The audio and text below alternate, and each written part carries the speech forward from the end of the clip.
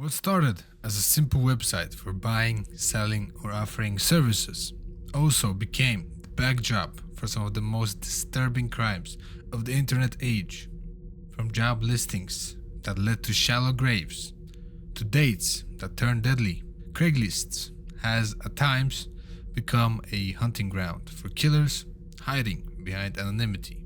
In this video, diving into real-life cases where something as innocent as answering an ad ended in tragedy. This is the Craigslist Killers. The Craigslist killer couple, Miranda and Elite Barber, 2013.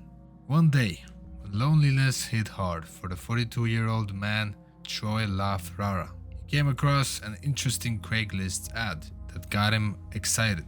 A woman by the name of Miranda Barber was offering for money.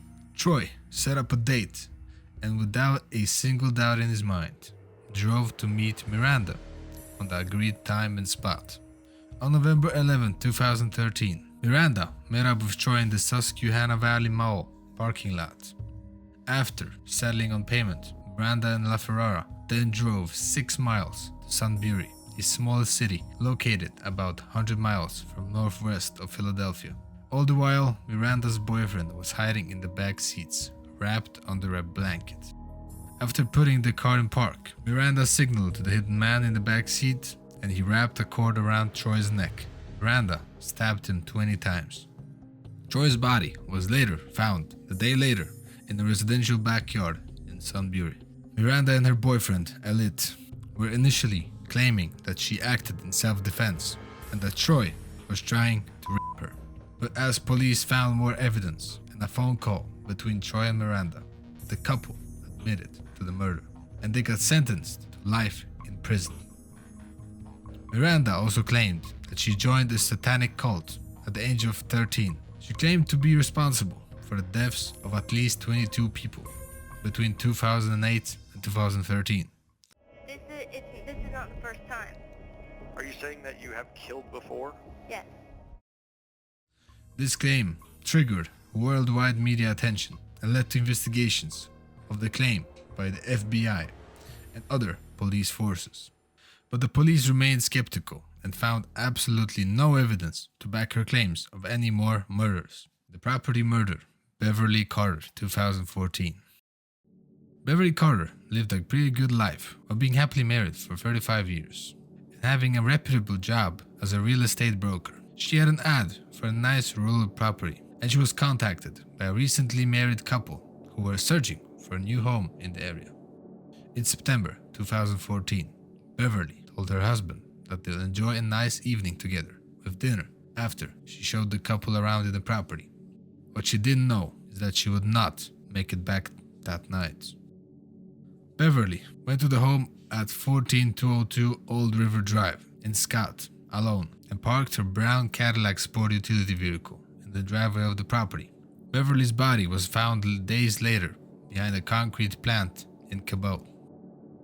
A murder would prompt 2 arrests, Aaron Lewis and Crystal Lowry, and raise new concerns about real estate brokers' safety. Crystal Lowry, in court, testified in 2016 that the plan had been for Lewis to kidnap Beverly and keep her in an abandoned office building at the concrete plant while they made ransom demands.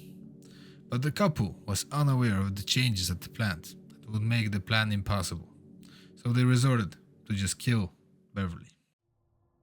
The Craigslist Killer. Probably one of the most infamous cases is one of Philip Markoff, who got the nickname Craigslist Killer, and even a movie was made about him. Philip Markoff was born on February 12, 1986 in Sherrill, New York.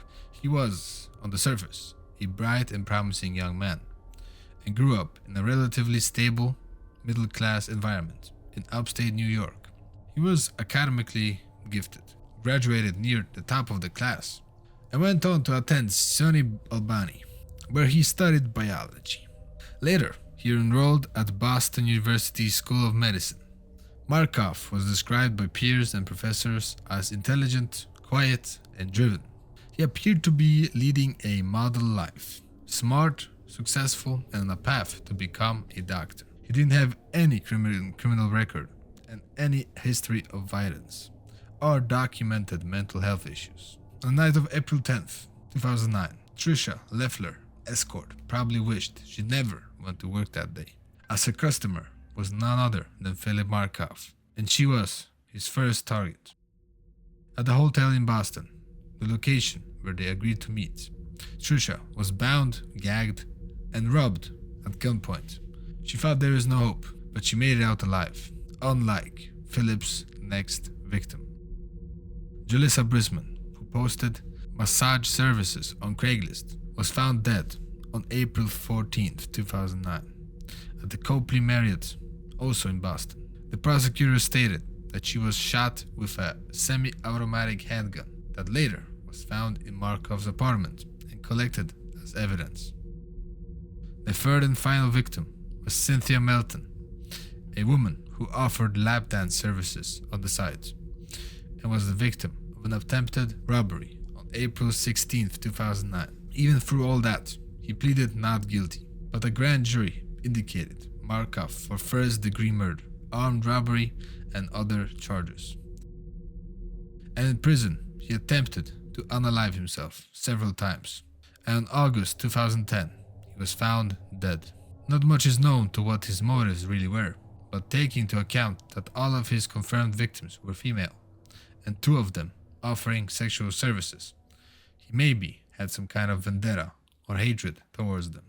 But that's just me babbling up some theory. But even the media named him a monstrous prostitute predator. That's all for today, folks. Thank you all so much for watching yet again. It's been your host JP. Make sure to tune into the next one. Peace out, guys.